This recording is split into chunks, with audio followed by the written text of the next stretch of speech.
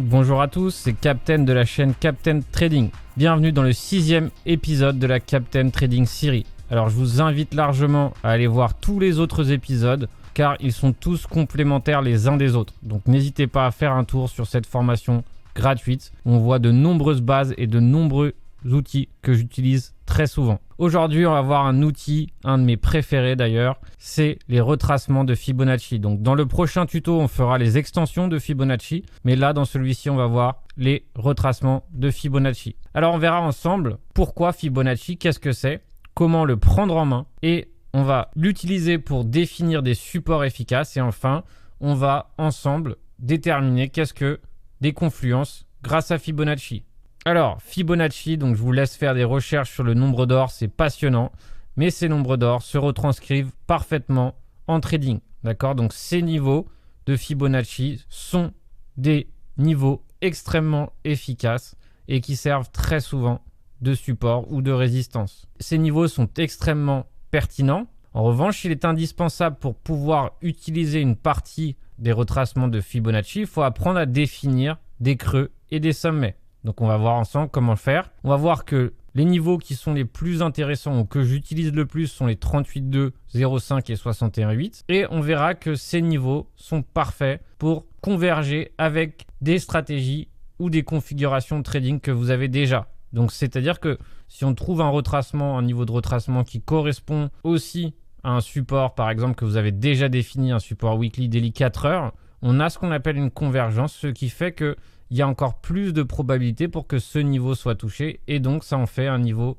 intéressant. On va le prendre en main. Donc, vous pouvez le prendre en main sur TradingView. D'accord? Si vous n'avez pas TradingView, on peut le faire directement via les graphiques TradingView de Krill. Donc là, on va partir du principe que vous avez TradingView. On se rend à gauche ici dans le 3e encart. Et on choisit ici retracement de Fibonacci. Donc pour ma part, j'ai mis une petite étoile parce que je l'utilise très souvent.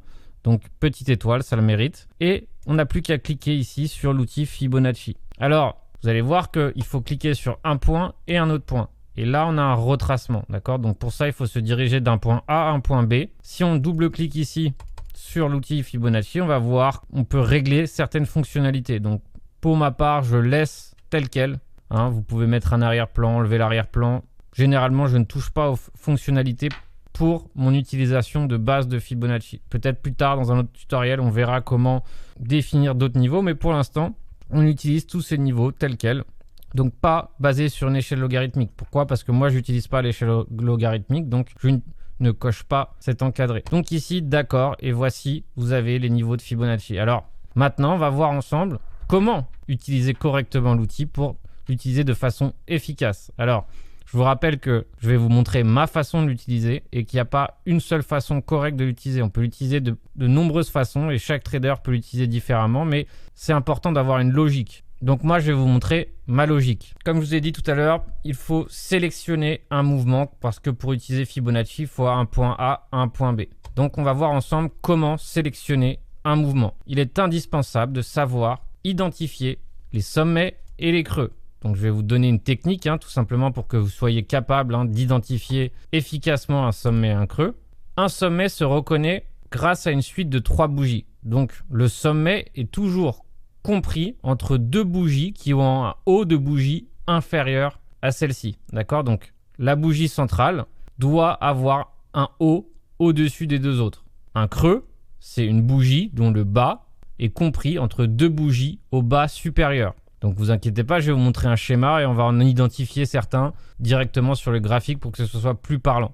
Donc, toujours utiliser les mèches pour définir un creux ou un sommet, d'accord? Pour définir des sommets, donc des points swing, on utilise toujours les mèches. Pour utiliser les retracements de Fibonacci, on peut utiliser à la fois les corps et les mèches en fonction des préférences, en fonction des goûts de chaque trader.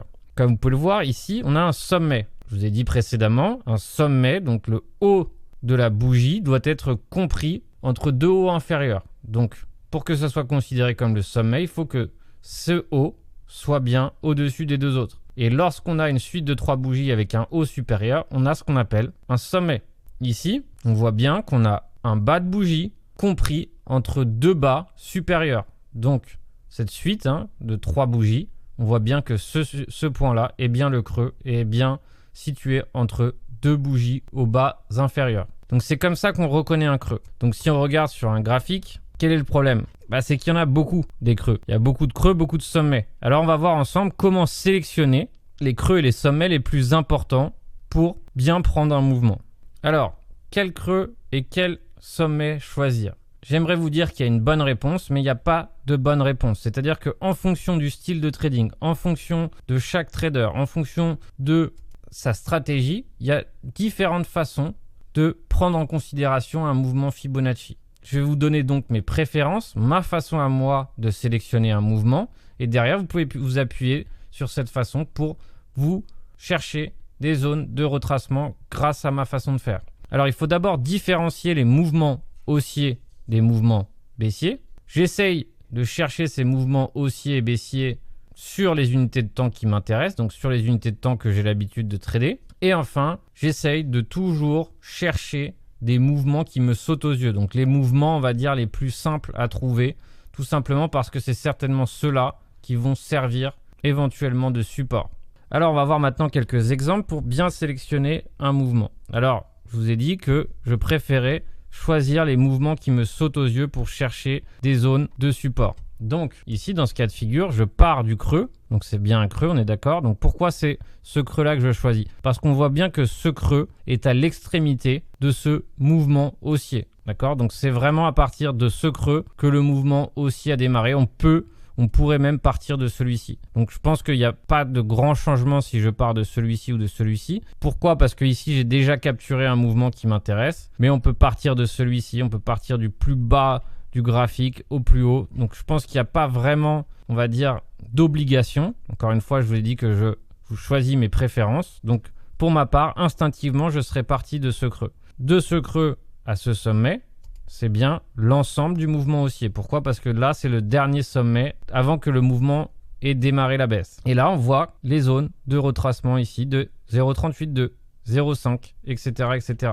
Là, par exemple, on peut voir que dans ce cas de figure, les 0,5 ont servi de support assez bien, assez parfaitement de support avant éventuellement de finir par céder. Mais là, on voit que le prix avait trouvé support instinctivement ici sur les 0,5 de Fibonacci. Ici, on voit aussi qu'il s'est arrêté parfaitement sur les 38,2 de Fibonacci. Donc, comme vous pouvez le voir, ça peut largement servir. Alors maintenant, on va prendre le mouvement dans son intégralité pour voir si on retrouve aussi des zones de support qui ont été définies par Fibonacci. Donc, voici ici. Comme vous pouvez le voir, je suis parti du bas de ce mouvement haussier jusqu'en haut du mouvement haussier. Et comme vous pouvez le voir, on s'est arrêté en clôture quasiment parfaitement au 0,5 de Fibonacci. Donc tout ça pour vous montrer à quel point cet indicateur peut être précis et pertinent. Donc par exemple, on va partir de l'intégralité du mouvement, ici par exemple. Et pareil, on tombe sur une clôture pile poil sur les 38,2 de Fibonacci. Donc c'est vraiment un outil qui est très très efficace pour chercher des zones de support et de résistance. Je vais vous rappeler maintenant du coup le procédé étape par étape pour trouver un support. Donc ce procédé que je viens de faire à l'instant. D'abord, on identifie le point le plus bas du mouvement haussier et le point le plus haut du mouvement haussier. Donc le top, ce qu'on appelle le creux et le sommet. Ensuite, je sélectionne Fibonacci et je pars du bas du mouvement haussier jusqu'en haut du mouvement haussier. Et là, on a notre zone, nos retracements de Fibonacci qui sont dessinés. En fonction de notre stratégie, en fonction de ce qu'on va chercher à faire, on va essayer de déterminer des zones de convergence avec un éventuel support qu'on a en tête, une zone pivot, etc., etc. Et du coup, on va essayer de les faire converger pour se dire que voilà, ce niveau pourrait servir de support en cas de pullback et c'est un niveau sur lequel j'ai envie de placer un ordre d'achat en cas de pullback. Alors, les convergences de signaux, c'est tout simplement lorsqu'il y a plusieurs signaux de trading, plusieurs indications de trading qui convergent entre elles. Donc, il y a plein de sortes de convergences. Ici, dans ce cas de figure, j'ai juste tout simplement envie de vous montrer les convergences avec les supports et résistances qu'on a vus dans des tutos précédents. D'accord? Donc ici, on va essayer tout simplement de faire converger Fibonacci avec une zone de support, résistance, pivot, un ancien creux, un ancien sommet. Donc, par exemple, ici, dans ce cas de figure, là où on s'est arrêté, on ne s'est pas arrêté n'importe où. On s'est arrêté sur les 38,2 de l'intégralité de ce mouvement baissier. J'aurais pu très bien prendre ce dernier mouvement haussier. Je vais d'ailleurs le faire comme ça pour que vous voyez que ça marche aussi. Et là, qu'est-ce qu'on a? On a cette ancienne zone de résistance ici, d'accord? On a vu que le prix ici sur FTT avait bloqué à 53 $ pendant très longtemps. Et ce niveau qui est en convergence avec les 0,5 de Fibonacci de ce mouvement haussier converge parfaitement avec cette ancienne résistance qui devient actuellement pivot, donc support. Voilà, et là on a une confluence, une convergence parfaite entre Fibonacci et support et résistance. Donc instinctivement, on aurait pu placer tout simplement un ordre d'achat sur les 53 en attendant que ce niveau puisse éventuellement servir de support. Donc là, on a fait en quelques secondes, on a simplement procédé à une stratégie de pullback simple et efficace que j'utilise très souvent. Donc on a réussi à faire converger Fibonacci avec une zone de support et résistance. Alors maintenant, on va voir que on peut très bien mettre en place cette stratégie sur le trading terminal, tout simplement parce que grâce au trading terminal, on peut mettre en place un take profit, un stop loss et un ordre limite en attente. Donc on va voir, on va maintenant chercher un setup intéressant grâce à Fibonacci. Donc dans ce cas de figure, par exemple, on peut voir qu'on est en train de réagir sur la zone des 0,5 de Fibonacci. Donc on est allé un peu plus loin, mais globalement, on a réagi sur cette zone. Donc c'est en contre-tendance, donc il faut savoir qu'en prenant un trade contre-tendance, je m'expose évidemment du coup à prendre un risque, parce que là, par exemple, sur le fantôme, on n'est plus en tendance haussière. Donc si je tente ce trade avec un stop loss, on va dire raisonnable, espacé, et qu'on vient chercher par exemple cette prochaine zone de résistance, j'ai un ratio gain-perte de 1, mais en tout cas j'ai réussi à trouver ma zone de convergence et Fibonacci avec. Donc maintenant je prends le trading terminal et je mets en place la strat tout simplement et j'attends que le plan se déroule tranquillement. Donc je rappelle que j'ai pris ce plan là tout simplement pour vous montrer comment le mettre en place, mais qu'on est en contre-tendance sur ce trade. Donc lorsqu'on est en contre-tendance, il ne faut pas oublier qu'on a moins de chances de réussite. Je me rends sur le trading terminal, je mets en place un smart trade. Dans ce cas de figure, je mets mes 1005 $. Donc ça me coûte 25 RIL, il me faut avoir 25 RIL. Je veux un ordre limite qui corresponde à ma zone de Fibonacci. Donc ma zone de Fibonacci se trouvait sur les 0,5. Donc on va dire à 1,15. Take profit, je souhaitais avoir mon take profit aux alentours des 1,28. Donc encore une fois, je répète, c'est un trade en contre-tendance, donc un peu plus risqué. Mais vu que je vous enseignais aujourd'hui les retracements, il faut donc qu'on prenne un pullback. Dans le prochain tuto, on verra les extensions. Et donc là, on cherchera des zones de résistance grâce à Fibonacci. Donc ici, je mets 1,28. Stop loss, je veux toujours avoir un stop loss pour protéger mon capital si le trade ne fonctionne pas. Donc je place mon stop loss ici à environ 1,05 $. Donc encore une fois, je fais exprès d'espacer mon stop loss, tout simplement parce que je ne veux pas me faire avoir juste par un écart de volatilité. Donc dans ce cas de figure, mon gain maximum est de 110 $ environ et ma perte maximum est de 91 $. Donc c'est pas un ratio gain-perte, on va dire, excessivement intéressant, mais je fais exprès de laisser la place au trade de fonctionner, tout simplement pour que derrière, si la stratégie se met en place correctement, je ne me fais pas avoir par un écart de volatilité. Je clique sur lancer mon trade et je vais dans Go position et voilà, mon trade est lancé, j'ai plus qu'à attendre. Ce tutoriel sur Fibonacci est terminé. C'est vraiment un outil que j'utilise très souvent. Il est extrêmement efficace donc pour chercher des zones de support, des zones de résistance et chercher des achats pullback, c'est-à-dire que lorsque le prix hausse et part sans nous, on peut tout à fait chercher une nouvelle zone de support éventuelle grâce à Fibonacci. Donc vraiment, si on l'utilise bien, c'est un outil qui est extrêmement efficace et je cherche toujours à avoir le plus de convergence de signaux sur Fibonacci. C'est-à-dire que j'essaye évidemment de pas seulement acheter un retracement, mais que ce retracement corresponde aussi à un support, à une résistance, à un pivot, que derrière éventuellement il y a une divergence ou pas.